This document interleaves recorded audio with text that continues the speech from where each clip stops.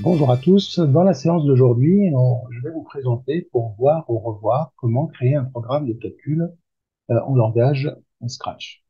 Eh bien, dans Scratch, on a des blocs d'instructions qui sont déjà préétablis et nécessaires pour écrire un programme de calcul. Le premier bloc d'instructions qui va nous être utile, c'est celui-là. Donc, c'est un bloc qui s'appelle demander. Donc, on va demander, on va poser une question et on va attendre. Donc, on pose une question à l'utilisateur et puis on attend.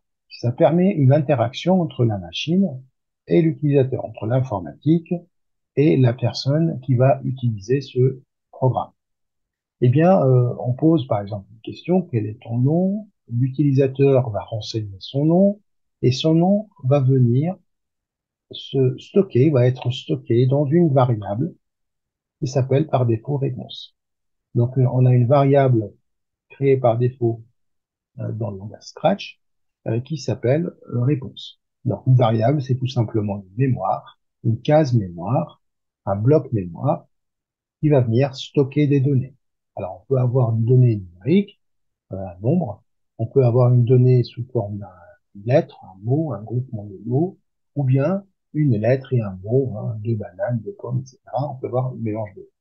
Alors attention, par contre, dans une case mémoire, dans une variable, on ne peut stocker qu'une seule fois une donnée, c'est-à-dire si j'ai une autre donnée à stocker via une deuxième interaction, une deuxième question posée à l'utilisateur, ben, la donnée précédente sera écrasée.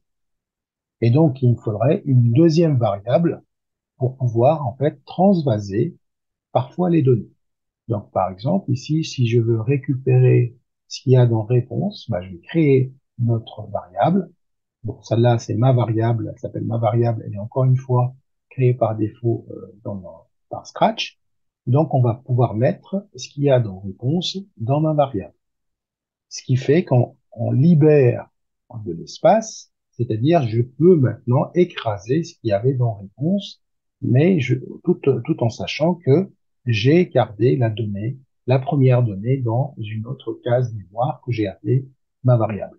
Donc on va jouer en permanence avec les variables comme ça pour pouvoir récupérer toutes les données. Attention, alors plus vous ajoutez des variables, plus vous consommez de la mémoire et plus votre programme sera entre guillemets lourd. Donc on va essayer quand même essayer de minimiser le nombre de variables qu'on utilise. Et donc pour récupérer ce qu'il y a dans réponse, on va mettre ma variable à réponse. Ça veut dire qu'on va venir stocker dans ma variable ce qu'il y avait dans réponse. Ensuite, il nous reste quelques blocs d'instructions qui nous permettent aussi de donner, de découvrir ou dévoiler ce qu'il y a dans une variable. Par exemple, ici, si je dis dire réponse, je vais dire en fait ce qu'il y a dans variable. Si dans variable, j'ai stocké le nom lambda, eh bien, ça va sortir. Donc, j'aurai ici lambda, voilà, qui va être affiché par le logiciel. Alors, passons sur le logiciel pour voir comment ça va se présenter tout ça. Donc, ça va pas être compliqué. On va essayer de mettre dans l'ordre toutes ces instructions, tous ces blocs et voir comment ça fonctionne. Alors, nous voici donc en ligne avec Scratch. On va essayer de fabriquer, de construire un programme le plus basique possible, un programme de calcul. On va commencer comme d'habitude quand le drapeau est cliqué. Donc, on va démarrer notre programme. Ensuite, on va utiliser donc dans Capteur le bloc d'interaction avec l'utilisateur. On va lui demander de choisir un nombre. Là, il va choisir un nombre et il va attendre, il va attendre. Et donc maintenant, si je clique sur le drapeau, et donc je vois l'instruction choisir un nombre et l'ordinateur ou le logiciel attend que je saisisse un nombre. Je saisis 15 et c'est terminé puisque mon programme s'arrête à cette deuxième ligne. Alors maintenant, on va essayer de récupérer la donnée de l'utilisateur. On sait qu'elle est stockée dans réponse et donc on va essayer de l'afficher. Pour l'affichage, On va aller à l'apparence, donc apparence ici en violet, et on va lui dire, bah voilà, au lieu de dire bonjour, on va insérer ici réponse, la variable réponse, et on sait que dedans, il y aura le nombre, donc il va nous dire le nombre pendant 2 secondes. Allez, on va rajouter quelques secondes, 5 secondes par exemple. Allez, c'est parti. Choisis un nombre. On va choisir 16. Entrée. Et on voit 16 apparaître pendant 5 secondes. Et ensuite, il va disparaître. Très bien. Alors maintenant, si j'ai envie de poser une deuxième question ou faire une opération de calcul entre deux nombres, si par exemple je dis choisis un premier nombre, et là je suis embêté parce que si je demande, donc si je demande un deuxième nombre ici, eh bien, il va m'écraser le premier. Parce qu'on a dit que dans réponse, il ne peut stocker qu'un seul nombre. Alors, comment faire? Eh bien, la parade, c'est de venir créer une deuxième variable. Alors, il y en a une qui est créée par défaut, mais on s'en fiche. On va créer un autre, on va l'appeler deuxième nombre.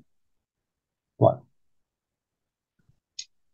Au premier nombre, puisqu'on va stocker que le premier, on va stocker le premier nombre. Le deuxième, il restera donc, alors on va en créer deux pour être plus simple. Donc, premier nombre. Voilà, ça c'est mon premier nombre, et j'en crée un autre, que j'appellerai le deuxième. Voilà, j'aurais pu appeler N1, N2, c'est pas grave. Alors, pour ne pas les afficher, il suffit de décocher ici, donc comme ça, on les voit plus. Voilà. Donc, demander un premier nombre. Ensuite, tu vas venir stocker la réponse du premier nombre, la réponse donnée par l'utilisateur dans le premier nombre. Donc, je vais mettre premier nombre à réponse. Voilà. Alors maintenant, je vais garder que ça, je vais voir ce qu'il me donne. Alors, au lieu d'afficher réponse, maintenant, je vais venir afficher deuxième nombre. Premier nombre, pardon. Voilà, donc on va demander à l'utilisateur un nombre. Ce nombre, il sera stocké dans la variable que j'ai appelée premier nombre. Et ensuite, on va l'afficher.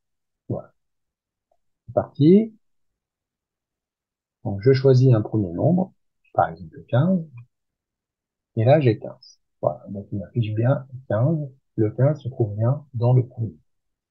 Maintenant, on demande choisis un deuxième nombre.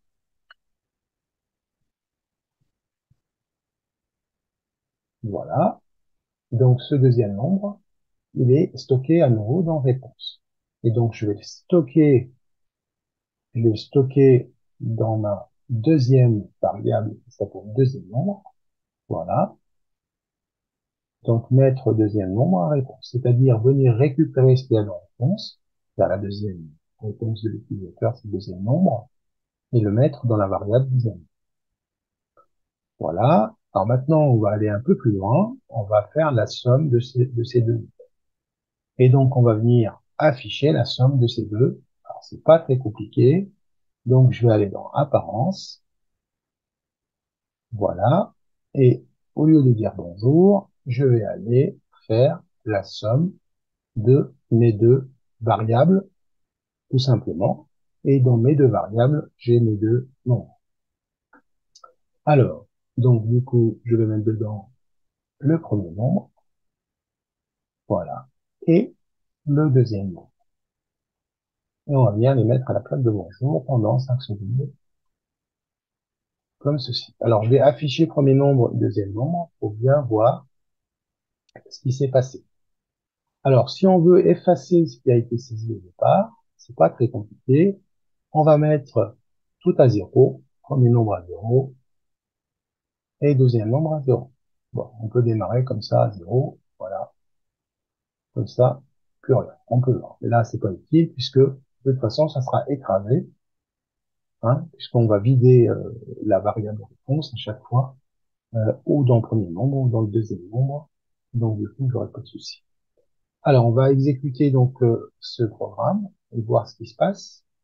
Donc, choisis un premier nombre. Alors, je vais choisir 20, entrée. Donc, on voit bien que le 20 était stocké dans le premier nombre. Ensuite, choisis un deuxième nombre. Je vais choisir 15. Le 15 a été choisi ici et on me donne la somme de ces deux. Alors, vous avez vu, il a attendu 5 secondes pour terminer. C'est pas utile. On peut l'enlever. Voilà. On peut carrément l'enlever. On n'en a pas besoin. Et puis, ce que je vais faire ici, je vais faire un petit texte pour dire que la somme de... Alors, je vais aller dans opérateur, regrouper pommes et bananes. Ici, on va tout simplement écrire la somme des deux nombres et je fais un espace, et je vais venir mettre dedans premier nombre, deuxième nombre. Voilà, c'est un peu long. Voilà. Et on va afficher ça pendant 5 secondes. Alors, c'est parti, on va faire un test.